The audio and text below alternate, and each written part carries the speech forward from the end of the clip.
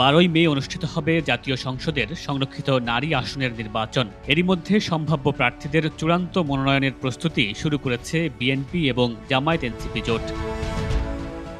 সংরক্ষিত নারী আসনে বিএনপির সম্ভাব্য প্রার্থীদের মধ্যে রয়েছেন জাতীয়তাবাদী মহিলা দলের বর্তমান সভাপতি আফরোজা আব্বাস, ঢাকা জেলা বিএনপির সাধারণ সম্পাদক নিপুণ রায় চৌধুরী, সিনিয়র যুগ্ম সম্পাদক হেলেন জেরিন খান, কেন্দ্রীয় নেত্রী শাম্মী আক্তার, সাবেক এমপি নীলোফার চৌধুরী মনি ও রেহানা আক্তার রানু। এছাড়া জাতীয় নির্বাচনে পরাজিত প্রার্থী ডাক্তার সানসিলা জেবরিন প্রিয়াঙ্কা, সাবিরা সুলতানা, সানজিদা ইসলাম তুলি ও নাদিরা চৌধুরীর নাম আছে আলোচনায়।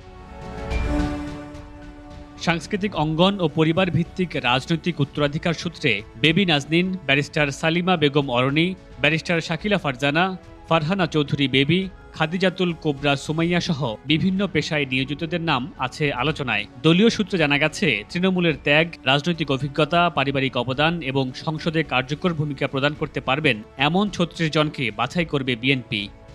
সংসদে সংরক্ষিত নারী আসনে ১৩ জন এমপি পাচ্ছে জামায়াত ইসলামের নেতৃত্বাধীন বিরোধী দলীয় জোট। সংখ্যা বিবেচনায় আনুপাতিক হারে একটি আসন পাওয়ার কথা এনসিপির, তবে দলটিকে আরও একটি আসন দেওয়ার আলোচনা চলছে। এনসিপির পক্ষ থেকে জাতীয় নারী শক্তির আহ্বায়ক মনিরা শারমিন অনেকটাই চূড়ান্ত প্রার্থী। আরেকটি আসন পেলে দলের যুগ্ম সদস্য সচিব ডাক্তার মাহমুদা আলম মিতুকে তা দিতে পারে দলটি।